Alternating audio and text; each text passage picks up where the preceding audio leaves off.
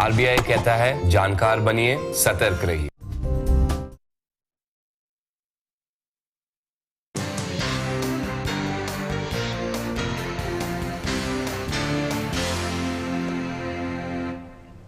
Hello and welcome to Express News. I'm Abhishek Mahajan. In the next half an hour, we'll get you all the latest news and updates. Let's start with our top story. India's COVID vaccination drive is scheduled to start on January 16th, with priority given to an estimated 3 crore healthcare and frontline workers. Consignments of vaccines manufactured in Pune-based Serum Institute of India and Bharat Biotech COVID vaccine from Hyderabad are reaching various cities across the country. Vaccine from Serum Institute India, Pune arrived in Leh for Ladakh COVID vaccination. Ladakh BJP MP JAMMU Sering Namgyal received the consignment at the airport and handed over to Leh CMO. Sikkim yesterday received its first batch of 1,250 vials of COVID-19 vaccine. The vaccine has been stored in a walk-in cooler at the cold chain section in the STNM hospital complex in Gangtok. In the Union Territory of Jammu and Kashmir, the Jammu division has received first batch of COVID-19 vaccine from Serum Institute of India, Pune. Special choppers will ferry COVID-19 vaccines to far-flung areas which are cut off due to snowfall.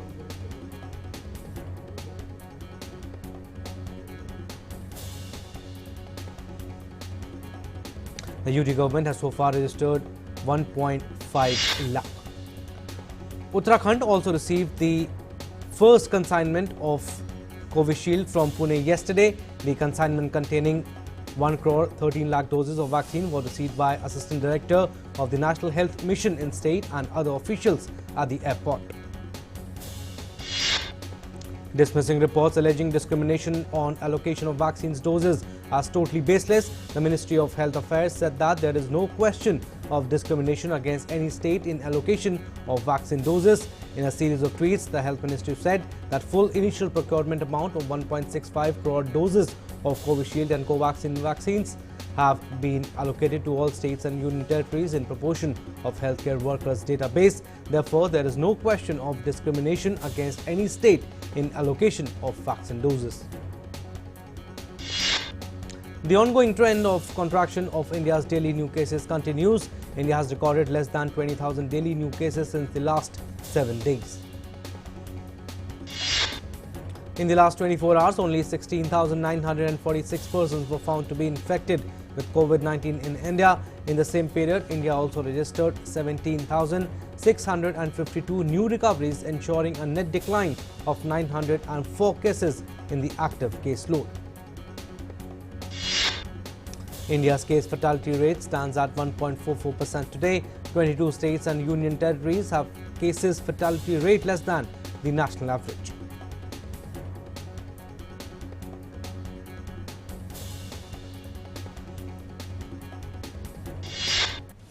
The active caseload of the country stands at 2,13,603. The share of active cases in the total positive cases has further shrunk to 2.03%.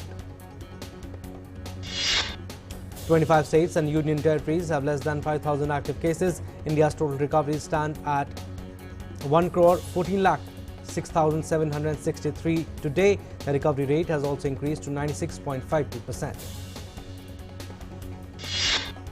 82.67% of the new recovered cases are observed to be concentrated in 10 states and union territories.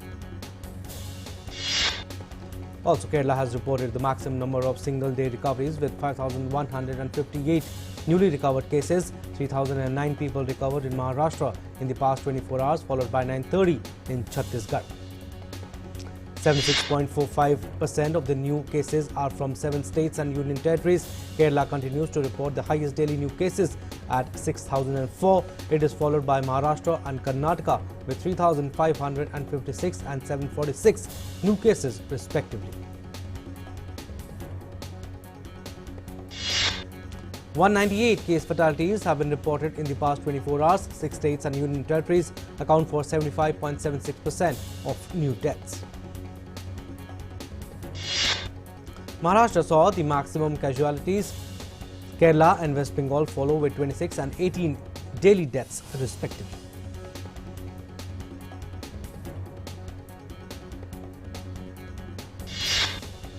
Also, according to the Indian Council of Medical Research, a total of 18,42,32,305 samples tested for COVID-19 so far, of which 7,43,191 samples were tested yesterday. Initial procurement amount of 1.65 crore doses of COVISHIELD and COVAXINs allocated to all states and union territories. Polio Vaccination Day, also known as the National Immunization Day or Polio Ravivar, rescheduled to 31st January 2021 due to massive countrywide COVID-19 vaccination drive.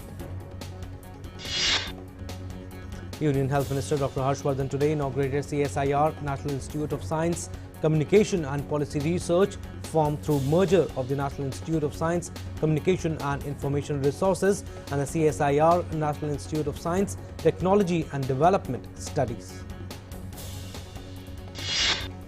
Addressing the event, the minister said that India has made strides in the field of science and technology in the recent past. He added that India now stands among 10 best countries of the world in the field.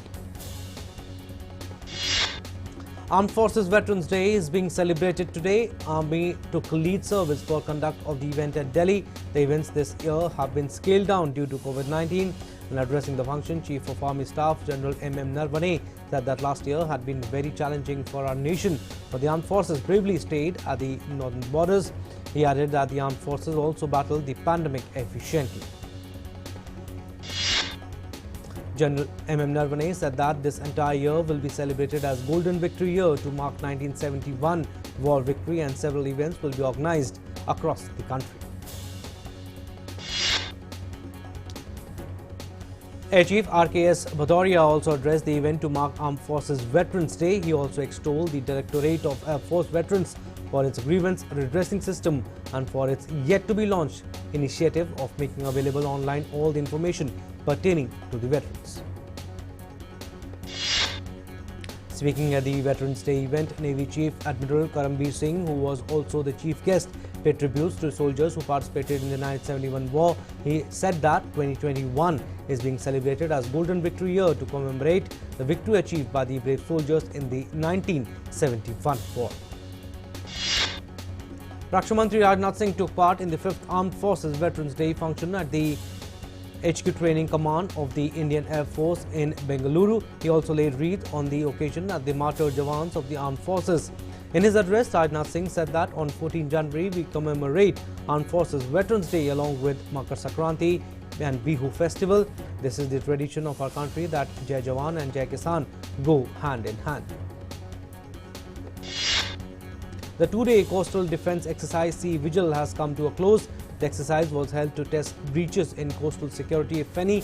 The entire coastal security apparatus and more than 110 warships of Indian Navy and Coast Guard were deployed in the drill. In addition, a large number of marine police and customs assets were also deployed.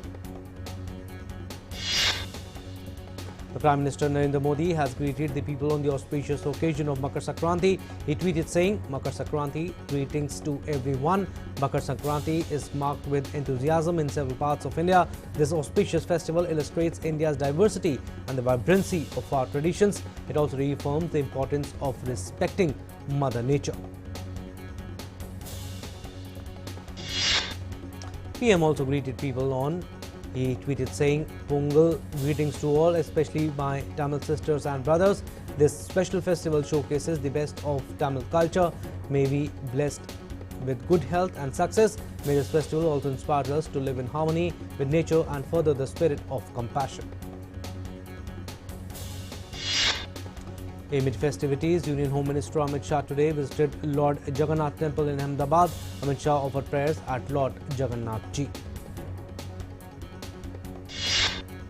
SENSEX touched a lifetime high to cross the mark of 49,000 during the closing session. SENSEX surged by 91.84 points to end at a lifetime high of 49,584.16. Nifty also rose by 30.75 points to record 14,595.60.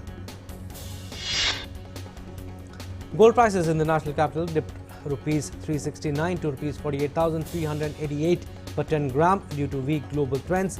In the international market, gold was quoting lower at $1,842 per ounce. Silver also declined rupees 390 to rupees 64,534 per kg from rupees 64,924 per kg in the previous trade. In the international market, silver was flat at $25.21 per ounce. The Indian rupee gains 11 paise to finish at 73.04 against US dollar. Brent crude oil prices also rose by rupees 17 to reach rupees 3,888 per barrel. The Office of the Economic Advisor of the Department for Promotion of Industry and Internal Trade has released provisional index numbers of wholesale price in India for the month of December 2020 and final numbers for the month of October 2020. The rate of inflation based on monthly WPI stood at 1.22% for the month of December 2020 over December 2019 as compared to 2.76% during the corresponding month of 2019. The food index, consisting of food articles from primary articles group and food product from manufactured product group, have decreased from 158.9 in November 2020 to 154.4 in December 2020. The rate of inflation based on WPI food index decreased from 4.27% in November 2020 to 0.92% in December 2020. For fuel and power, the index increased by 3.18% to 94.2 in December 2020 from 91.3 for the month of November 2020. Prices of mineral oils increased by 6.01% and prices of coal increased by 0.40% in December 2020 as compared to November. Prices of electricity remain unchanged. World Bank President David Malpass has urged private sector's creditors to step up and help poor countries deal with the economic and health crisis unleashed by the COVID-19 pandemic. He said that interest rate reductions could play a big role in some of the poor country debt restructurings being done under a new G20 framework. The virus has infected over 9 crore 28 lakh people worldwide, while 6 crore 64 lakh have recovered so far globally. COVID-19 has so far claimed over 19,89,000 lives so far across the globe. A team of WHO experts is in Wuhan, China to start their probe into COVID-19 at the virus epicenter. The 10 scientists will investigate the origins of the new virus in a mission that comes more than a year after the pandemic began. WHO Chief Tedros Adhanom has said that the organization looks forward to working with China on the mission to identify the source of the virus and how it entered the human population. As the US plans to ramp up its vaccination drive against COVID-19, New York has turned the Jacob K. Javits Convention Center into a COVID-19 vaccination center with the ability to vaccinate 10,000 people in a 12-hour period. US federal officials have agreed to send states additional coronavirus vaccine doses requested by several governors. The US Food and Drug Administration has authorized the vaccine from Pfizer and partner BioNTech SE and a second vaccine from Moderna Inc. for emergency use. Almost 9 million Americans had already been given their first COVID-19 vaccination. Portugal will impose a new lockdown from January 15th to tackle the growing cases of the COVID-19 in the country. Portugal's Prime Minister Antonio Costa has urged people to stay indoors and protect themselves. The Prime Minister also said that the rules will be similar to the 6-week lockdown imposed between March and April last year during the first wave of the pandemic, except all schools, public and private, will stay open. However, restrictions on movement will be eased on the day of Portugal's presidential elections scheduled on January 24th. Turkey started countrywide COVID-19 vaccinations today, beginning with health workers shortly after Sinovac's vaccine was granted emergency authorization. The third group will include young adults and some other categories, with a fourth group covering the rest. The vaccines have been distributed to public health storage facilities in all of Turkey's 81 provinces. Turkey has ordered 50 million doses of Sinovac vaccine, out of which it has received 3 million doses. Russian Chamakov Research Center and development of immune and biological products is all set to apply for state registration of its vaccine, while the verdict by Health Ministry is expected in February. Anger stirred up among health workers in Peru, with many of them walking off the job calling for a hike in their remunerations to bolster the country's COVID-19 hit health sector. The protesting doctors, nurses and other health workers are on indefinite strike. U.S. House of Representatives on January 13 made Donald Trump the first U.S. president ever to be impeached twice. 10 Republicans joined with the Democrats in backing impeachment in a vote held with National Guard forces and police protecting the Capitol, which was surrounded by a security fence erected after the deadly January 6th rampage. U.S. House Speaker Nancy Pelosi signed the enforcement of the article of impeachment against President Donald Trump that her chamber passed. The article now will go to the Senate for an impeachment trial. After Trump impeachment, U.S. House Speaker Nancy Pelosi said that in a bipartisan way, the U.S. House demonstrated that no one is above the law, not even the President of the United States. Now, after Twitter and YouTube, image-centric social network Snapchat has permanently banned Donald Trump from the platform. Snapchat has officially stated an indefinite suspension of President Donald Trump's Snapchat account is in the best interest of Snapchat community. The decision has been taken in the interest of public safety and based on Trump's attempts to spread misinformation, hate speech and incite violence. Security has been upped near Vice President Pence's house as well as at Capitol Hill's post-Trump's impeachment by the House. 15,000 National Guard troops, including some armed members, have been ordered to Washington to secure the city before U.S. President-elect Joe Biden's inauguration, with new fencing and other security measures engulfing the U.S. capital area. After the latest cold snap recedes, South Korea is being blanketed by fine dust. The concentration of larger fine dust particles are becoming high due to the impacts of a yellow dust storm originating from the Gobi Desert in China. The yellow dust as well as fine dust concentrations are likely to drop by weekend when the cold is back.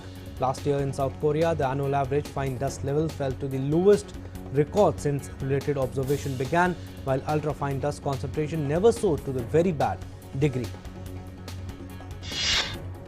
People in the United States and Europe are eating less chocolate, which is giving hard time to cocoa producers in countries like Ivory Coast, which is the biggest producer of cocoa. As a result, the unsold cocoa beans are piling up with around 1 lakh tons stranded in the bush. It was a big achievement for conservationists in Mexico as it has welcomed its first of its kind Antarctic Gentoo penguin chick named Alex as part of a 5-year conservation project.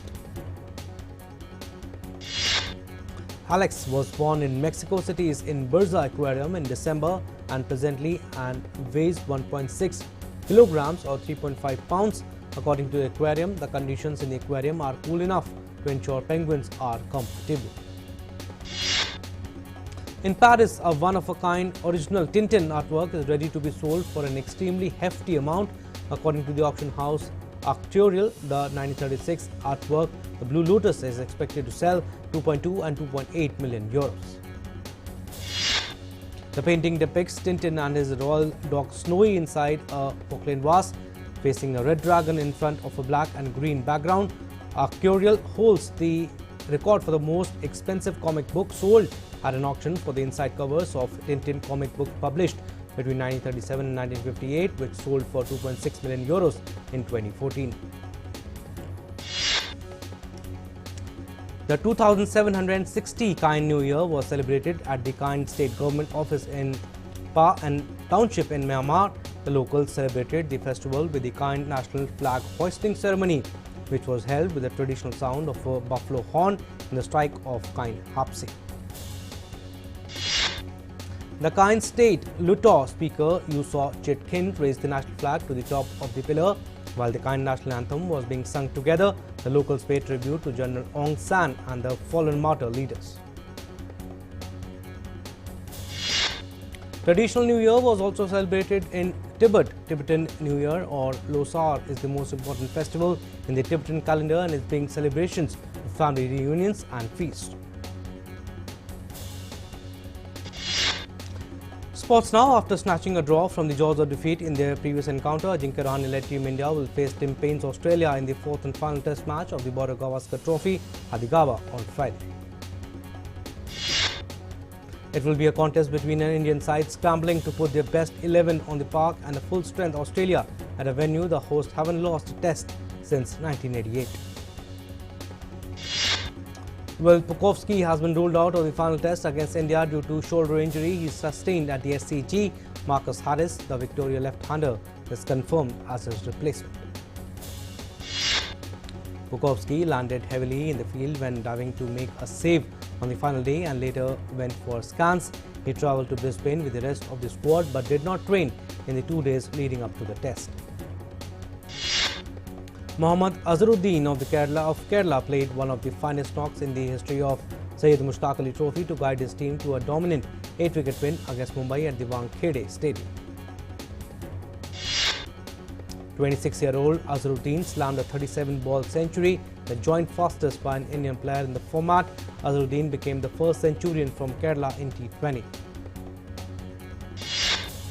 Saina Nehwal lost to Busanan 23-21, 14-21, 16-21 in the women's singles second round of the Thailand Open. Former world number 1 Kidambi Srikanth was forced to give a walkover to his Malaysian opponent in Thailand Open after pulling up his right calf muscle. Young England midfielder Phil Foden helped Man City beat Brighton and helped them get back in the title race in the EPL. Foden inspired 1-0 victory over Brighton at the Etihad Stadium moved City into the Premier League's top 3 for the first time this season. Ivan Cavallero scored a late header to earn Premier League strugglers Fulham a hard-fought draw against Tottenham. Cavallero's goal cancelled out Harry Kane's first half header. Cavallero sealed a remarkable turnaround for a struggling side. Fulham's 5th successive league draw gave them a valuable point in their efforts to escape the relegation zone. Fulham's manager Scott Parker said it was scandalous to be given just 2 days' notice to face Jose Mourinho's men after Spurs game and Aston Villa was postponed because of a COVID-19 outbreak in the Villa camp. Parker said he was proud of his players for securing battling draw at Tottenham after being ordered to play at short notice by the Premier League. Tottenham talisman Harry Kane has insisted players must abide by the rules and cut down on wild celebration and was as good as his word after marking his goal against Fulham with high fives. Bayern Munich is dumped out of the German Cup after penalty shootout defeat at the hands of Mino's Holstein Kiel. The European champions Bayern Munich are beaten by lower league opponents for the first time in 17 years. Mauricio Pochettino won the first trophy of his managerial career as Paris Saint-Germain beat Marseille to win the Trophy des Champions in Lens. Debutant Hamza Rafia came to the rescue to send Juventus into Coppa Italia quarterfinals. After they had blown 2-goal lead, Juventus needed extra time to get past Genoa. Barcelona are through to the Spanish Super Cup final after beating Real Sociedad in a penalty shootout following a 1-1 draw after extra time. Actor-turned-director AJAY'S has announced that he has almost completed the first schedule of his upcoming directorial Mayday in Hyderabad. Mayday also features Rakulpreet Singh, Angira Dhar and Akanksha Singh. The movie is scheduled to release in 2022. Bollywood actor Tiger Shroff has dropped his upcoming track titled Casanova on his YouTube channel. The actor had earlier shared his glimpses of the song on his Instagram. Joseph Vijay's starrer Master, which was released yesterday, has grossed over 1 crore on its opening day in Chennai alone. The film collections from Australia and New Zealand also amount to over 1 crore. This is despite the fact that theatres across the country are operating with only 50% occupancy. The 19th Dhaka International Film Festival will pay tributes to legendary filmmaker Satyajit Ray. The 19th edition of the festival will be inaugurated on 16 January. The film festival this year is dedicated to the birth centenary of Bangabandhu Sheikh Mujibur Rahman. Around 225 films from 73 countries will be screened during the 9-day-long festival between 16 and 24 January.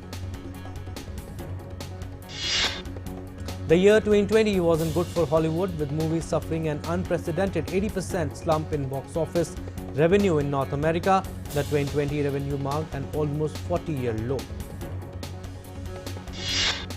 In an end-of-year report, the research firm Comscore said that the North American box office brought in $2.2 billion in 2020 compared with $11.4 billion for 2019. The lowest previous take for the North American box office receipts was 1981 with a total of $918 million in a year when Superman 2 was the biggest film.